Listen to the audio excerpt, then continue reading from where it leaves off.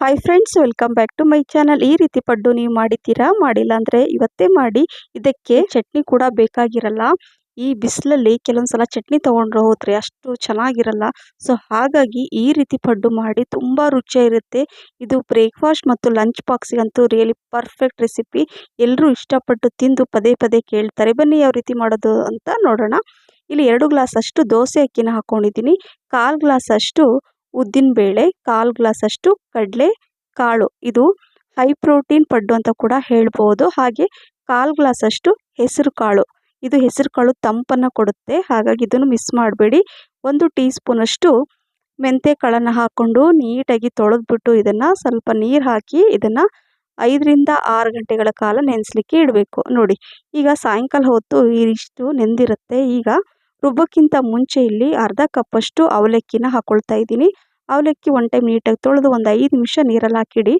ಅವಲಕ್ಕಿ ಬೇಗನೆ ನೆನೆಯುತ್ತೆ. ಈಗ ಒಂದು ಮಿಕ್ಸಿ ಜಾರಲ್ಲಿ ನೆನೆಸಿರೋದೆಲ್ಲ ಇದರಲ್ಲಿ ಹಾಕ್ಕೊಂಡು ರುಬ್ಕೊಳ್ತೀನಿ. ಹಾಗೆ ಸ್ವಲ್ಪ ನೀರು ಹಾಕ್ಕೊಂಡು ಇದನ್ನು ರುಬ್ಕೊಳ್ತೀನಿ. ಸೊ ನೋಡಿ, ಈ ರೀತಿಯಾಗಿ ಫೈನಾಗಿ ರುಬ್ಕೋಬೇಕು. ಯಾಕಂದರೆ ಪಡ್ಡು ಮಾಡ್ತಾ ಇರೋದ್ರಿಂದ.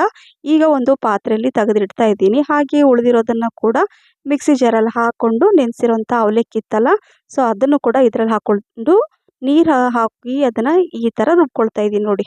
ಸೊ ನೋಡ್ತಾ ಇರ್ಬೋದು ಫ್ರೆಂಡ್ಸ್, ಇದೇ ರೀತಿಯಾಗಿ ಒಮ್ಮೆ ಮಾಡಿ ತುಂಬ ಚೆನ್ನಾಗಿರುತ್ತೆ.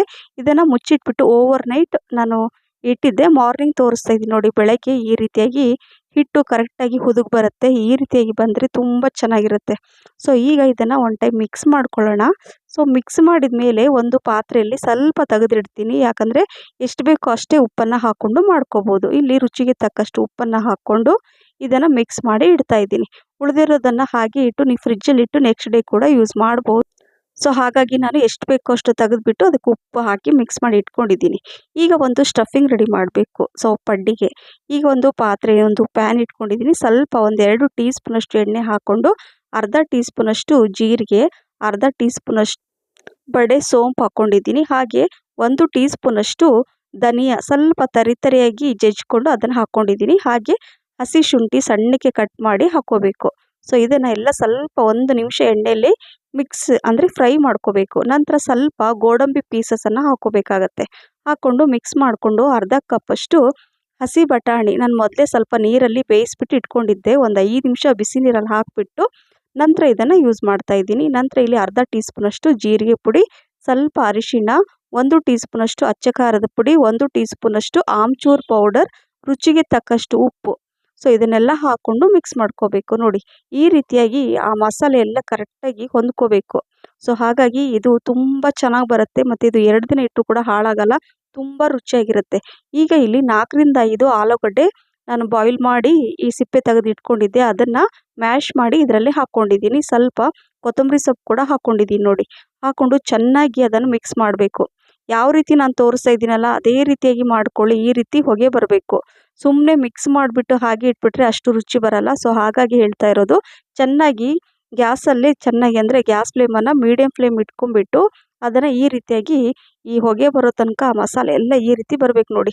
ಸೊ ಈಗ ಇದು ಪರ್ಫೆಕ್ಟಾಗಿ ಆಗಿದೆ. ಒಂದು ಪ್ಲೇಟಲ್ಲಿ ನಾನು ತೆಗೆದು ಸೈಡಲ್ಲಿ ಇಟ್ಕೊಂಡಿರ್ತೀನಿ. ಈಗ ಇಲ್ಲಿ ನಾನು ಪಡ್ಡು ಮಾಡಲಿಕ್ಕೆ ಹಂಚನ್ನು ಇಟ್ಕೊಂಡು ಅದರಲ್ಲಿ ಸ್ವಲ್ಪ ತುಪ್ಪ ಹಾಕ್ತಾಯಿದ್ದೀನಿ.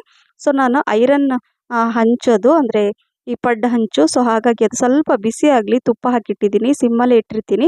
ಅಷ್ಟರಲ್ಲಿ ಇದು ನೋಡಿ, ಈ ಥರ ಚಿಕ್ಕ ಚಿಕ್ಕ ಉಂಡೆಗಳನ್ನಾಗಿ ಮಾಡಿಟ್ಕೋಬೇಕು. ತುಂಬ ಚಿಕ್ಕ ಈ ರೀತಿ ಮಾಡಿಕೊಂಡ್ರೆ ಈ ಪಡ್ಡು ತುಂಬ ಚೆನ್ನಾಗಿ ಬರುತ್ತೆ. ಇನ್ನೊಂದು ಸ್ವಲ್ಪ ತುಪ್ಪ ಹಾಕ್ಕೊಳ್ಳೋಣ ಅಂತ, ಯಾಕಂದರೆ ತುಪ್ಪ ಸ್ವಲ್ಪ ಜಾಸ್ತಿ ಇದ್ದರೆ ತುಂಬ ಚೆನ್ನಾಗಿರುತ್ತೆ.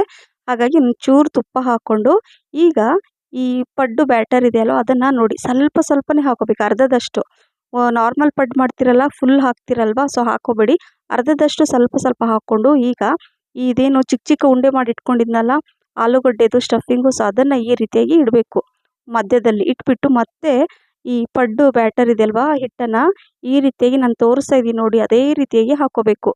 ಎಲ್ಲೂ ಜಾಸ್ತಿ ಒಂದಕ್ಕೊಂದು ಅಂಟ್ಕೋಬಾರ್ದು. ಹಾಗಾಗಿ ನೀವು ಕಡಿಮೆನೇ ಹಿಟ್ಟು ಹಾಕ್ಕೊಳ್ಳಿ ಮೊದಲು, ಆಮೇಲೆ ಮತ್ತೆ ಈ ಥರ ಹಾಕ್ಕೋಬೋದು. ಈಗ ಈ ಥರ ಎಲ್ಲ ಹಾಕ್ಕೊಂಡು ಸ್ವಲ್ಪ ಮತ್ತೆ ತುಪ್ಪ ಹಾಕ್ತಾಯಿದ್ದೀನಿ. ಎಣ್ಣೆ ಕೂಡ ಹಾಕ್ಕೋಬೋದು, ಬಟ್ ತುಪ್ಪದಿಂದ ಮಾಡಿದರೆ ತುಂಬ ರುಚಿ ಇರುತ್ತೆ ಅಂತ ಇದನ್ನು ಒಂದು 5 ನಿಮಿಷ ಸಿಮ್ಮಲ್ಲೇ ಮುಚ್ಚಿಟ್ಬಿಡ್ಬೇಕು. ನಂತರ ನೋಡಿ ಈ ರೀತಿಯಾಗಿ ಎರಡೂ ಕಡೆ ಚೆನ್ನಾಗಿ ಇದನ್ನು ಬೇಯಿಸ್ಕೋಬೇಕು.